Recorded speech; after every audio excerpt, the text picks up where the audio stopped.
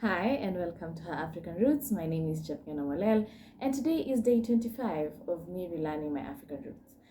So today we are going to learn a little about what taboos or ceremonial uncleanness that the Kale people thought like what situations people were thought to be ceremonially unclean. And being ceremonially unclean, this meant that you couldn't participate in certain ceremonies within the society, you wouldn't be able to do certain actions, you wouldn't be able to greet the Orkoyot, the medicine man, so things like those. And in this case, they were categorized into three types of ceremonial uncleanliness. And these were essentially, you were polluted in different ways. So the three names were Mwonik, Gere, and Simwe.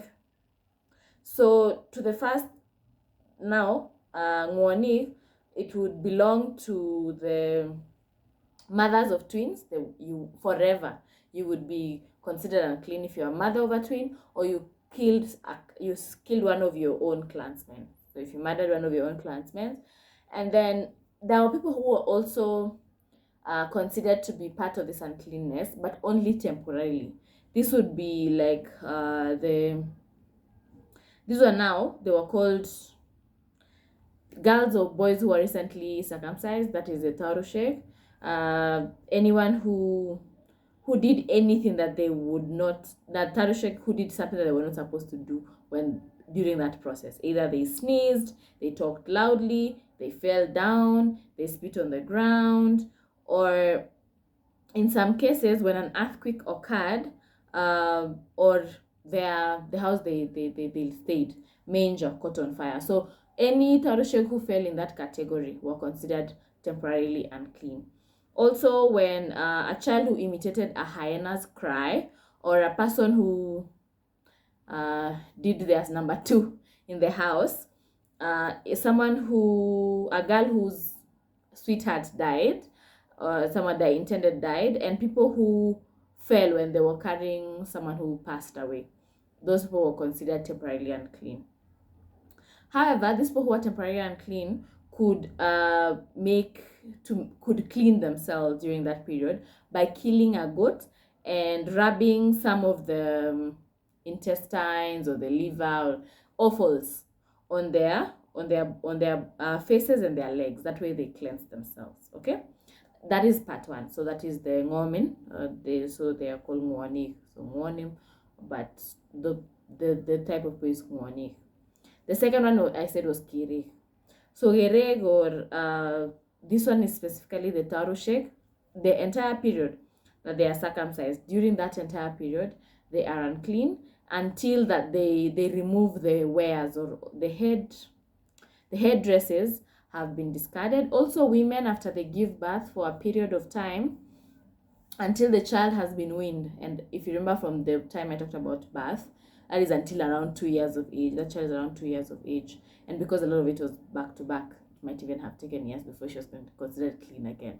But from the time that she gave birth to the time that child is weaned, she's considered unclean. She's considered agere. And after that, during this time, for the circumcised, they cannot they cannot eat without washing their hands until the ceremony to help to come out. Yeah. And then after which they may use their hands, provided they wash it before eating. Girls, on the other hand, must eat, because girls also are circumcised, but for them, they must eat with a half a calabash, and after the ceremony, they can eat with a spoon. And none of these people who are being circumcised could be shaved, and they must follow the rules correctly. That means that they cannot retire their behavior. They must not talk loudly. They must not approach people, cattle, food, or fire. And when I talk about circumcision, both for boys and girls, I'll talk about any of the other behaviors that they were not allowed to do. Okay, then for on the other hand, for the women, if you remember again, for 1 month after the child is born, the mother's house is cleaned with water and cow dung to help cleanse her, and she must not touch food with her own hands. She'll have to be fed. And at the end of this period, or until her child is weaned, she has to go to the river every morning to wash herself, and she may not touch any part of her body except at night time. And even if she wishes to scratch herself, she can only do so using a stick. Wow, even me, I'm learning. Hika zilikuwa ngumu. Anyway, after this while has passed, they are considered clean again. So for them, they don't need to do any ceremony, because the ceremony already occurs. The child is weaned, or when they have the ceremony to get out of or to become men or women, the graduation ceremony. Then I talked about the third one, which are called simwek, and these are people. They're considered that you're also considered dirty if you have had you have slept with someone when, for women, when you're on your period, and if you've this one is hard to say. I'll have to put it in post 18 today. But after involuntary seminal emission, and when you have killed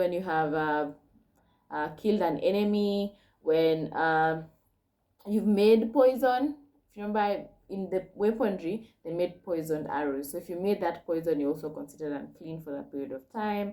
And when you have eaten the flesh of an animal that was killed with that arrow, the poisoned arrow, and also if an animal was killed by lightning, or if you killed an animal that had died of sickness, you're also considered unclean. If you touched someone who died, and when you have been, the warriors, when they've been defeated in a war, they're also considered unclean during that period. And for after that has happened, you must purify yourselves by bathing in a river, or in some cases by taking a purge. Okay, that's it for today. It's been a pleasure talking to you. If you have any other taboos or unceremonial uncleanness that you know or can think about, either for the Kalis or for your tribe, I would love to hear about it. So don't forget to comment, so I can also interact with you and also learn something. If you have questions, or you're curious, or are even shocked, also tell me in the comment section. I want to hear this. Okay, thank you very much, Paul, for joining me today. It's been a pleasure. Don't forget to like, share, subscribe, and follow. See you tomorrow. Bye.